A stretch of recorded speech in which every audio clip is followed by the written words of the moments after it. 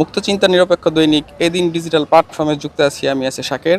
এই মুহূর্তে আমরা দাঁড়িয়ে আছি নারায়ণগঞ্জের ২৫০০ উপজেলা বিষ্ণুন্দী ফেরিঘাটে মেঘনা নদীর তীরে। আপনারা যেমনটা যে দেখছেন, বিশাল মেঘনা নদীর কিন্তু বেশ রূপকথার গল্প রয়েছে। এর নান্দনিকতার সৌন্দর্য আসলে বিমোহিত না হয়ে পারা যায় না।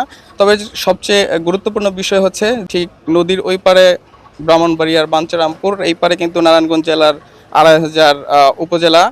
এর মাঝ বরাবর যেই পথটি রয়েছে, নৌপথটি, এটা আসলে ২০১৩ সালে মূলত এখানে একটা ফেরি ঘাট উদ্বোধন করা হয় এবং এই ফেরি ঘাট দিয়ে কিন্তু প্রতিদিন শত শত গাড়ি যাতায়াত করে। এই পার ওই পার লোকজনের সহজ যাতায়াতের ক্ষেত্রে কিন্তু এই ফেরি ঘাটটি উদ্বোধন করা হয়েছিল।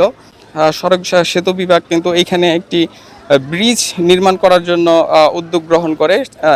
সেই উদ্যোগের ফলশ্রুতি কিন্তু এখন পর্যন্ত আমরা দেখতে পাইনি। তবে এই যে মেঘনা ঘাটটি রয়েছে, এই নদীটি পারাপারের জন্য কিন্তু বেশ সহজতর কিছু যাতায়াত মাধ্যম রয়েছে। এখানে নৌপথ, স্পিড বোট এবং নানা মাধ্যমে লোকজন এপার ওপার যাতায়াত করতে পারছেন।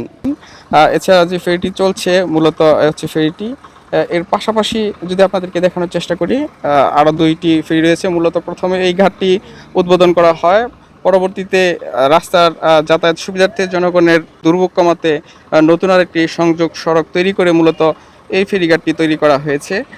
ঠিক আপনাদেরকে যদি একটু দেখানোর চেষ্টা করি, নদীর ওই পারে বাঞ্ছারামপুর, এই পার থেকে মূলত নদীর ওই পারে ফেরি গাড়ি নিয়ে এবং লোকজন যাতায়াত করে থাকেন। ওটি হচ্ছে বাঞ্ছারামপুর, যা কুমিল্লার ব্রাহ্মণবাড়িয়া অবস্থিত। তাছাড়া যদি আপনাদেরকে একটু দেখাই, মেঘনা নদী আসলে যার সৌন্দর্য, প্রাকৃতিক দৃশ্য দেখতে প্রতিদিন এখানে শত শত পর্যটক ভিড় করেন। এক কথায় বলতে গেলে এটি মূলত একটি সৌন্দর্যের লীলাভূমি। আসলে যারা নদীকে পছন্দ করেন, নদীপ্রেমিক পর্যটক, প্রতিদিনই কিন্তু এখানে শত শত পর্যটক ভিড় করেন নদীর সৌন্দর্যে উপভোগ করতে। এই মেঘনা ঘাটির আরও একটি বিশালত্ব রয়েছে। মূলত এই ঘাটটিকে কেন্দ্র করে যে পর্যটন কেন্দ্র গড়ে উঠেছে, তাকে মূলত মিনি কক্সবাজার নামে এলাকার মানুষজন চিহ্নিত করে থাকেন। এখানে আরও একটি স্পট রয়েছে, যেটি খুব নান্দনিক সৌন্দর্যে বেষ্টিত, নদীর মধ্যবর্তী স্থলে অবস্থিত। আপনাদের দেখানোর চেষ্টা করছি। এটি মূলত স্বপ্নদ্বীপ নামে পরিচিত।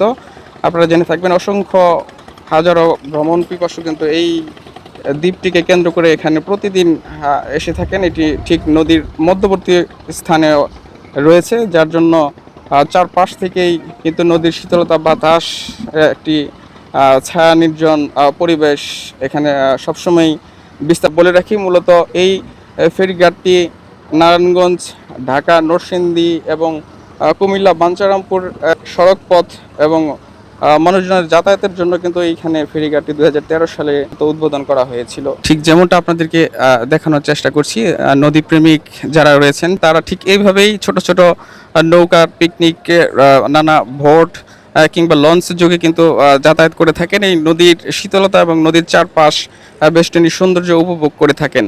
শুধু এই নদীর সৌন্দর্যই না, এর পাশাপাশি এইখানকার স্থানীয় বাসিন্দাদের সাথে আমরা কথা বলে যেমনটা জানতে পেরেছি, তারা যেমনটা বলছেন যে এই ফেরি ঘাটটিকে কেন্দ্র করে নদীর সৌন্দর্যে যে ভ্রমণ পিপাসু, তাকে কেন্দ্র করে স্থানীয় জনপদের যে ব্যবসায়িক জোন রয়েছে, তাদের ব্যবসা বাণিজ্যের উন্নতি, এই যাতায়াতে কিন্তু বেশ একটা দূরত্ব সময় অপচয় হচ্ছে। সেই ক্ষেত্রে স্থানীয় বাসিন্দাদের প্রাণের দাবি হচ্ছে সড়ক এবং সেতু মন্ত্রণালয় কর্তৃক যে প্রস্তাবিত সেতুটি নির্মাণ করার কথা রয়েছে, সেই সেতুটি যেন অতি দ্রুত নির্মাণ করেন, এমনটাই তাদের প্রত্যাশা।